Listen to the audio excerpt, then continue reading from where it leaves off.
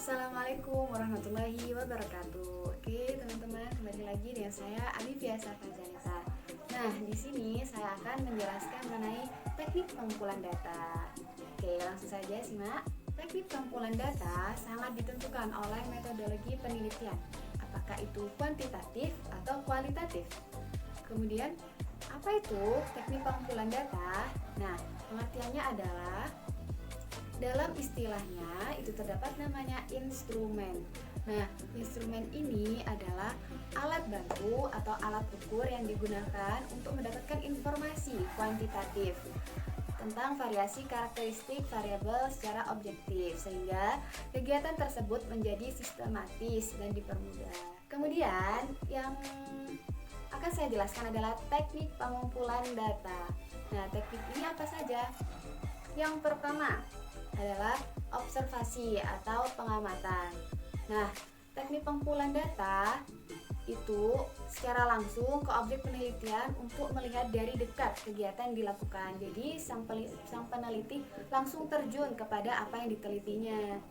Nah, masing-masing tipe dan jenis observasi memiliki beberapa karakteristik, yaitu sumber data penelitian yang pertama. Jadi dibagi menjadi 3. Yang pertama adalah observasi partisipatif, observasi terus terang atau tersamar. Yang terakhir adalah observasi tak terstruktur. Nah, yang pertama adalah observasi partisipatif. Apa itu observasi partisipatif? Adalah merupakan seperangkat strategi dalam penelitian yang tujuannya adalah mendapatkan data yang lengkap. Jadi observasi itu mencari-cari data yang akan diteliti itu apa aja. Nah, di situ akan mendapatkan jawaban tersebut dari observasi. Kemudian yang kedua adalah observasi terus terang atau tersamar. Nah, ciri observasi terus terang ini adalah ciri penelitian kualitatif. Di antaranya adalah untuk menemukan dan mengungkap fakta yang ada di lapangan secara alamiah atau natural setting. Penelitian mengamati apa yang dikerjakan orang, mendengarkan apa yang mereka ucapkan, dan berpartisipasi dalam aktivitas mereka. Jadi kalau bedanya tadi observasi yang partisipatif dengan terus terang itu, kalau partisipatif itu lebih berpartisipasi, kalau observasi langsung terjun ke objeknya. Kemudian yang ketiga adalah observasi tak berstruktur. Apa itu? Observasi tak berstruktur adalah observasi yang tidak dipersiapkan secara sistematis tentang apa yang akan diobservasi. Sehingga penelitian kualitatif dilakukan dengan tidak terstruktur karena fokus penelitian belum jelas. Fokus observasi akan berkembang selama kegiatan observasi itu berlangsung. Yang kedua adalah kuesioner atau angket ya. Nah, apa itu teknik pengumpulan data dengan kuesioner? Yaitu dengan cara mengirimkan suatu daftar pertanyaan kepada responden untuk diisi. Jadi tadi itu langsung kita menanyakan, langsung kita terjun tanpa adanya data. Tapi kalau kuesioner ini kita mempersiapkan data itu terlebih dahulu, kemudian kita bagikan, maka mereka mengisi, kemudian dari situ kita teliti. Nah, kuesioner ini dibagi menjadi 2 bentuk. Yang pertama adalah kuesioner terbuka, yang kedua adalah kuesioner tertutup. Jadi lawannya ya. Yang kuesioner terbuka adalah kuesioner di mana pertanyaan-pertanyaan itu dituliskan, tidak disediakan jawaban pilihan, sehingga responden dapat bebas atau terbuka luas untuk menjawabnya sesuai dengan pendapat, pandangan, dan pengetahuan. Nah, jadi itu kayak isian pilihan ganda gitu, disesuaikan jawabannya, itu tinggal milih. Nah, begitu pula kuesioner tertutup, maka sebaliknya, yaitu suatu kuesioner di mana pertanyaan itu tetap ditulis tapi telah disediakan jawaban pilihan. Tadi kebalik ya. Yang terbuka ini tidak disediakan pilihan, tapi yang tertutup ini disediakan jawaban. Jadi yang terbuka ini lebih leluasa menjawab daripada yang tertutup. Yang tertutup tadi ada jam atau ada pilihannya, kalau yang terbuka tadi tidak ada. Jadi sesuai seperti esai gitu. Terserah informan itu yang mengisi. Jadi tidak tergantung pada pilihan. Itu yang terbuka. Yang ketiga adalah interview atau yang kita sering dengar adalah wawancara. Nah, wawancara ini adalah suatu tanya jawab secara tatap muka yang dilaksanakan oleh pewawancara dengan orang yang diwawancarai untuk memperoleh informasi yang dibutuhkan. Adapun macam-macam interview atau wawancara itu terbagi menjadi 3. Yang pertama adalah terstruktur, yang kedua semi terstruktur, yang ketiga tidak berstruktur. Yang ketiga. Nah, langkah-langkahnya itu terdapat 6 langkah-langkah, yaitu yang pertama adalah menetapkan kepada siapa wawancara itu. Kalau kita tidak tahu siapa yang diwawancarai, maka kita akan berbicara sendiri otomatis. Nah, untuk itu kita harus tahu siapa yang kita wawancara itu, bagaimana orangnya. Kemudian yang kedua, menyimpan pokok-pokok masalah yang akan menjadi bahan pembicaraan. Jadi materi yang akan kita pertanyakan atau yang kita perbincangkan dengan si objek itu harus sudah kita data dulu sebelum kita mewawancarai dia, sehingga tidak mengulur waktu. Jadi sudah terstruktur.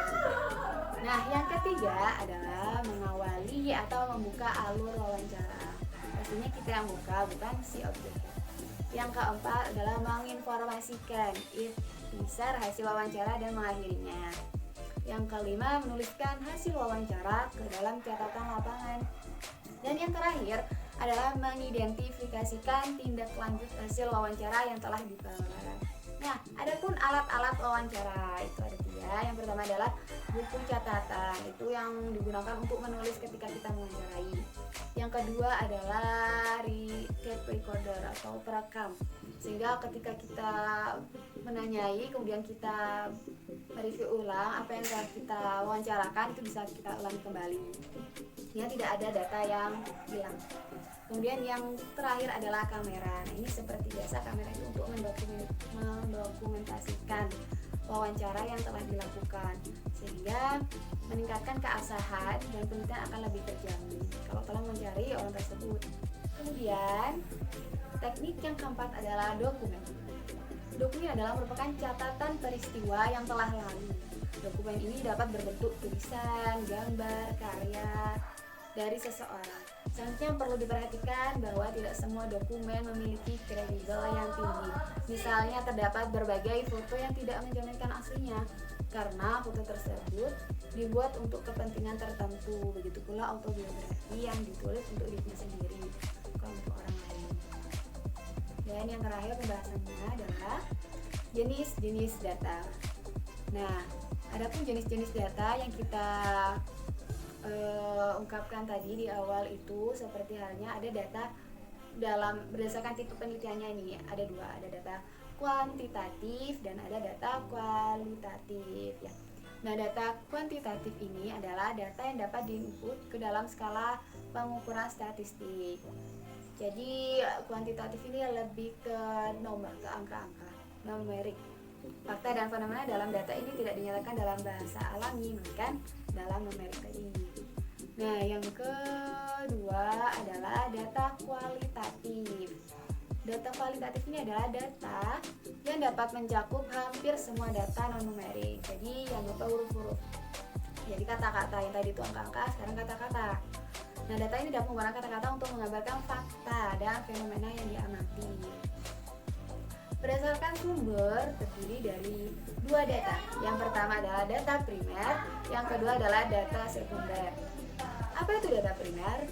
Data primer adalah data yang dikumpulkan oleh peneliti sendiri atau dirinya sendiri. Ini adalah data yang belum pernah dikumpulkan oleh orang lain sebelumnya, baik dengan cara tertentu atau pada periode waktu tertentu. Kemudian yang kedua adalah data sekunder. Data sekunder ini data yang dikumpulkan oleh orang lain. Jadi kebalikannya, yang tadi data primer itu sebelumnya belum ada yang mengumpulkan data tersebut. Kalau ini ada sudah pernah dilakukan atau dikumpulkan oleh orang lain, bukan peneliti itu sendiri. Data ini biasanya berasal dari penelitian lain yang dilakukan oleh lembaga-lembaga atau organisasi seperti BPS dan lain-lain. Oke, sekian itu saja dari saya. Semoga bermanfaat untuk kalian semua. Oke, assalamualaikum warahmatullahi wabarakatuh. Sampai berjumpa di video selanjutnya.